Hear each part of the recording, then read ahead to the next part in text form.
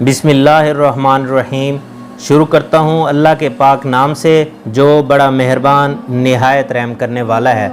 حضرت ابو ہریرہ رضی اللہ تعالیٰ عنہ سے روایت ہے کہ رسول اللہ صلی اللہ علیہ وآلہ وسلم نے ارشاد فرمایا، میں تم لوگوں کے لیے مثل ایک باپ کے ہوں، اپنی اولاد کے لیے، یعنی جس طرح اولاد کی خیر خواہی اور ان کی زندگی کے اصول و آداب سکھانا ہر باپ کی ذمہ داری ہے، اسی طرح تمہاری تعلیم و تربیت میرا کام ہے۔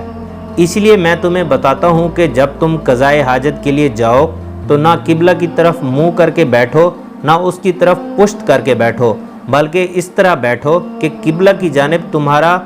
نہ تو منہ ہو نہ ہی تمہاری پیٹھ ہو۔ حضرت ابو ہریرہ رضی اللہ تعالیٰ عنہ کہتے ہیں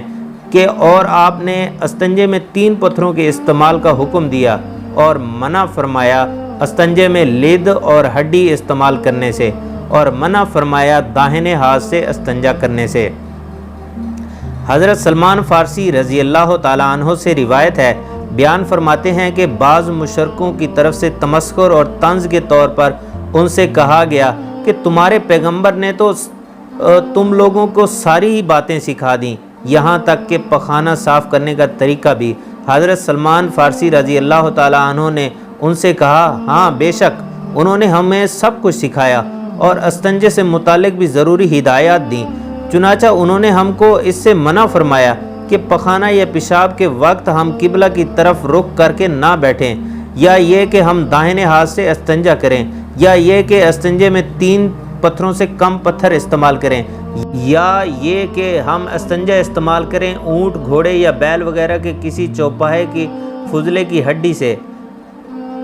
جس طرح کھانا پینا انسان کی بنیادی ضرورتوں میں سے ہے، اسی طرح پخانہ پیشاب بھی ہر انسان کے ساتھ لگا ہوا ہے۔ نبی برحق سیدنا حضرت محمد صلی اللہ علیہ وآلہ وسلم نے جس طرح زندگی کے دوسرے کاموں اور دوسرے شعبوں میں ہدایات دی ہیں، اسی طرح پخانہ و پیشاب اور طہارت و استنجا کے بارے میں بھی ہمیں بتایا ہے کہ یہ مناسب چیز ہے اور یہ نامناسب چیز ہے، یہ درست چیز ہے اور یہ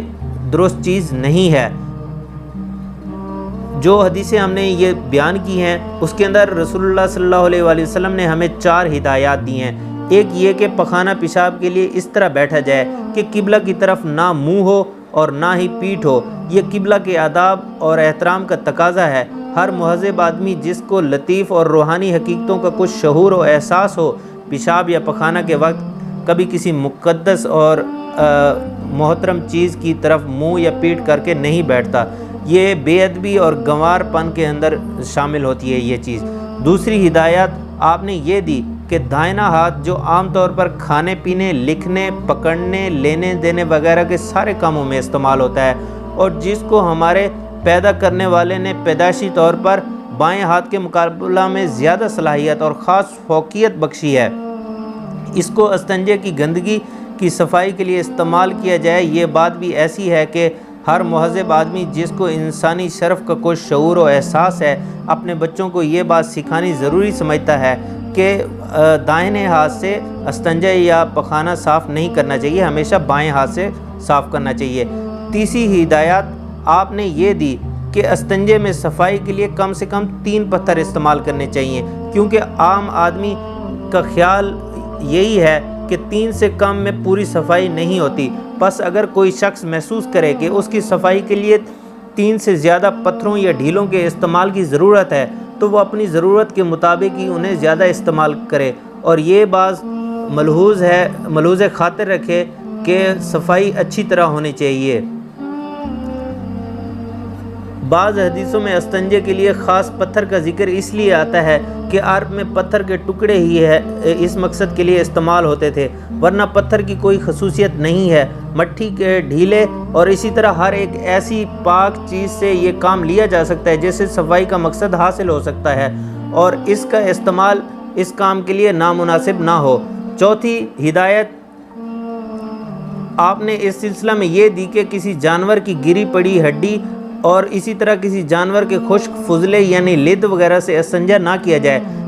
کیونکہ زمانہ جاہلیت میں عرب کے بعض لوگ ان چیزوں سے ہی استنجا کر لیا کرتے تھے، اس لیے رسول اللہ صلی اللہ علیہ وآلہ وسلم نے صراحتاً اس سے منع فرمایا۔ اور ظاہر ہے کہ ایسی چیزوں سے استنجا کرنا ہر سلیم الفطرت اور صاحب تمیز آدمی کے نزدیک بڑے گنوار پن کی بات ہے۔ آج کا ہمارا ٹاپک یہی، نیکسٹ انشاءاللہ ہم آپ کو مزید اچھی احادیث مبارکہ اور آپ کی تربیت کا سلسلہ ہم جاری رکھیں گے۔ ہم آپ کو سکھائیں گے کہ رسول اللہ صلی اللہ علیہ وآلہ وسلم نے ایک اسلامی طریقے سے ہمیں زندگی گزارنے کے کیا کیا طریقے بتائے ہیں۔ رسول اللہ صلی اللہ علیہ وآلہ وسلم نے ہمیں اپنی پوری زندگی گزارنے کا ایک ایک طریقہ اچھے طریقے سے بتا دیا ہے، تو ہم بھی احادیث مبارکہ کے ذریعے آپ کو بتائیں گے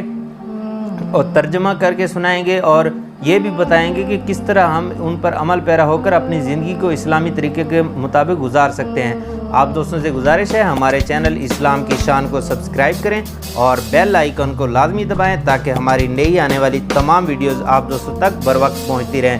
نیکسٹ ویڈیو تک کے لیے اجازت دیجیے۔